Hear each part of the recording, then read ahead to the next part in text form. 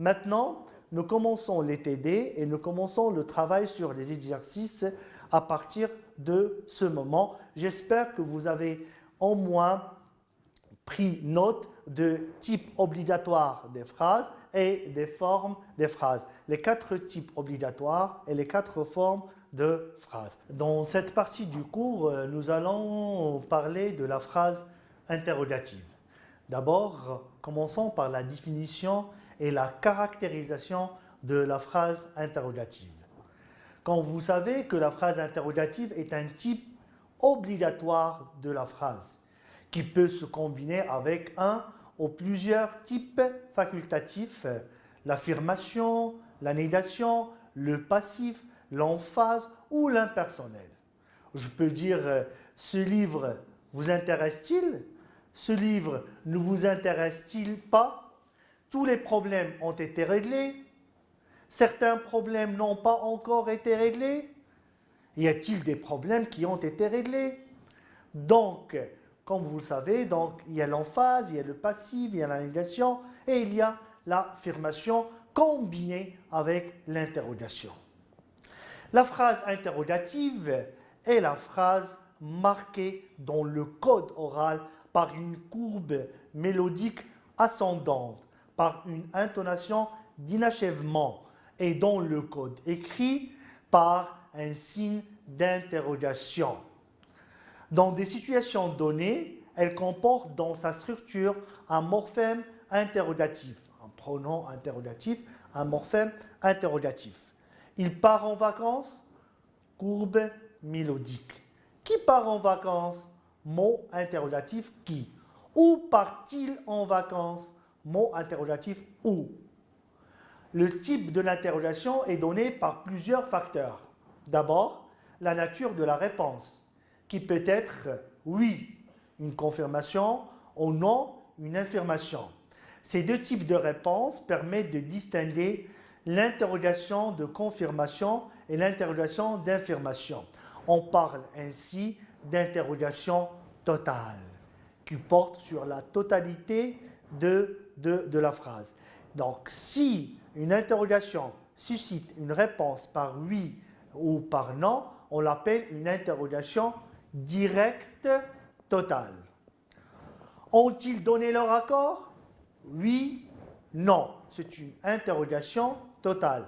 De point de vue logique, l'interlocuteur confirme ou infirme la présupposition du locuteur.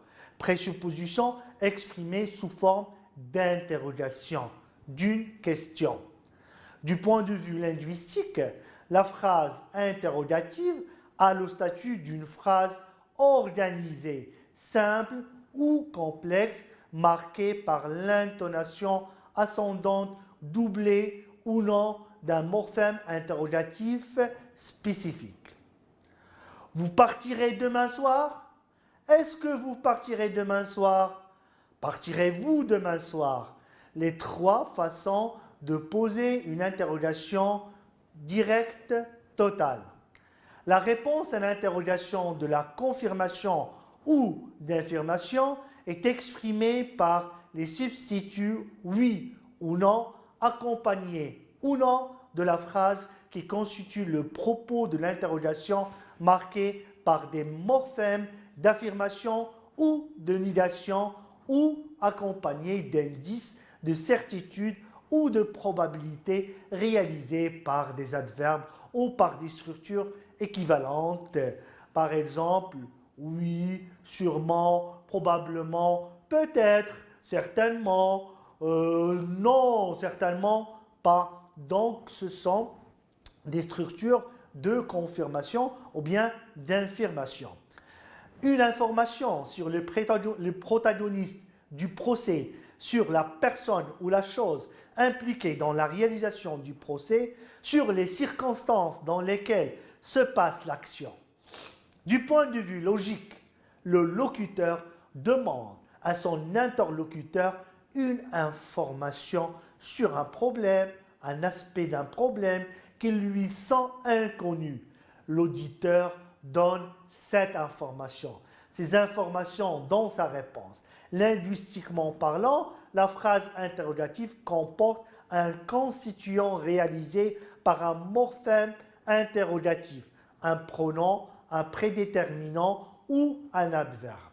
La réponse revêt la forme d'une phrase organisée, complexe, qui reprend la proposition interrogative, mais ayant à la place du morphème interrogatif un constituant de proposition.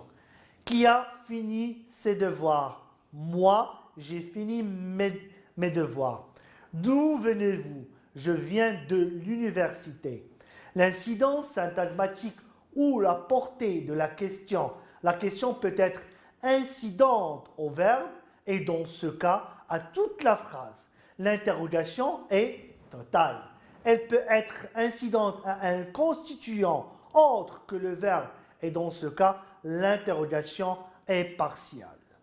L'interrogation totale, interrogation partielle, sont-ils d'accord? Qui a donné son accord? Sont-ils d'accord? Interrogation totale. Qui a donné son accord? Interrogation partielle, parce qu'il porte sur un constituant de la phrase, en l'occurrence le sujet.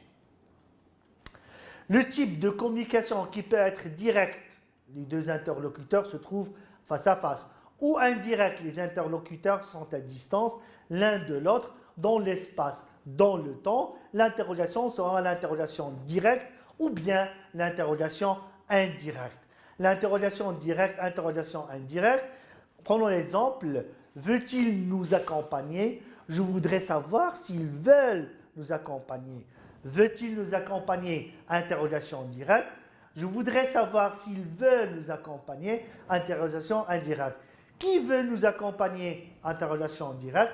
Je ne sais pas qui veut nous accompagner. Interrogation indirecte. Le critère adopté dans la description de la phrase interrogative est celui de l'incidence syntaxique de la question. Maintenant, on va parler des réalisateurs de l'interrogation directe. Parlons de l'interrogation totale. La courbe mélodique montante et le moyen spécifique de code oral sont les deux méthodes de l'interrogation directe. Ajoutons à cela aussi l'inversion du sujet. Il est avec vous?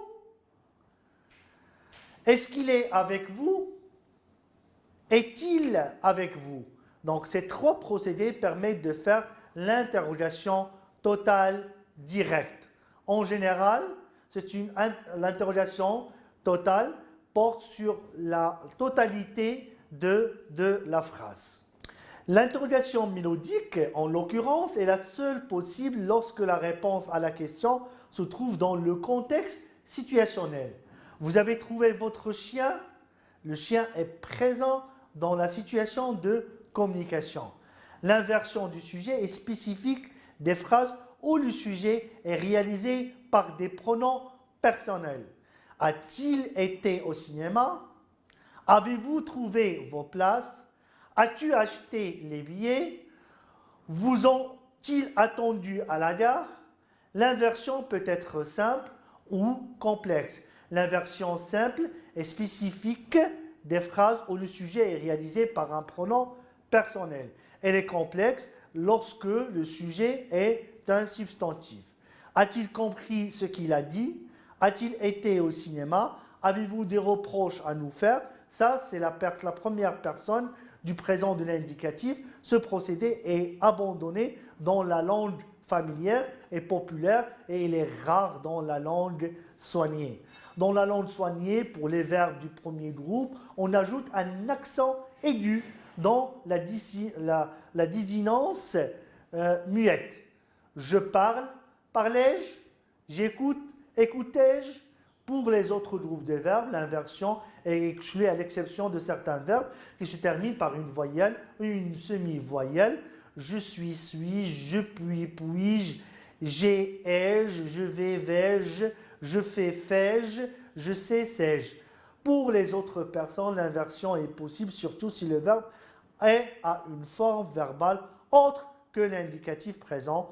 Pourrait-il nous accompagner? Avez-vous réussi à le contacter? Ainsi de suite. L'inversion complexe est spécifique des phrases où le sujet est réalisé par un groupe nominal ou par un pronom autre que les pronoms personnels. Sujet. Et les pronoms ce et en.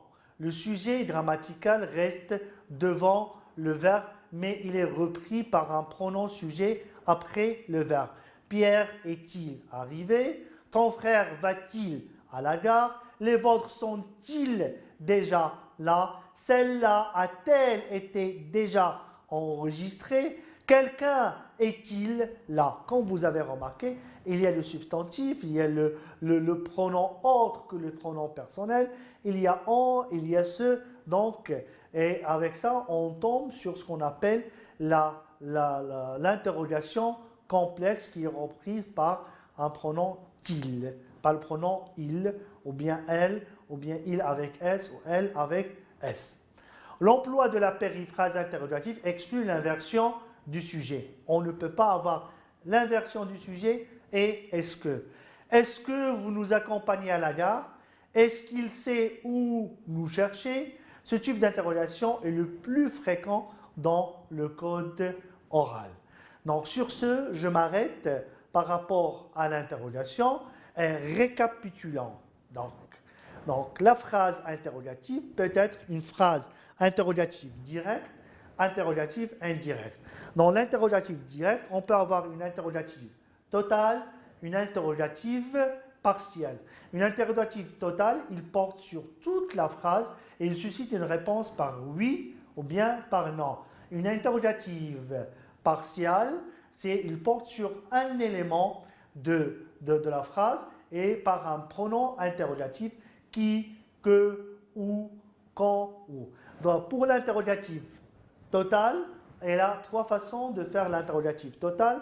L'inversion du sujet, est-ce que dans le code oral et l'intonation mélodique dans le code oral. Sur ce, je vous remercie et je vous souhaite bon cours. Au revoir.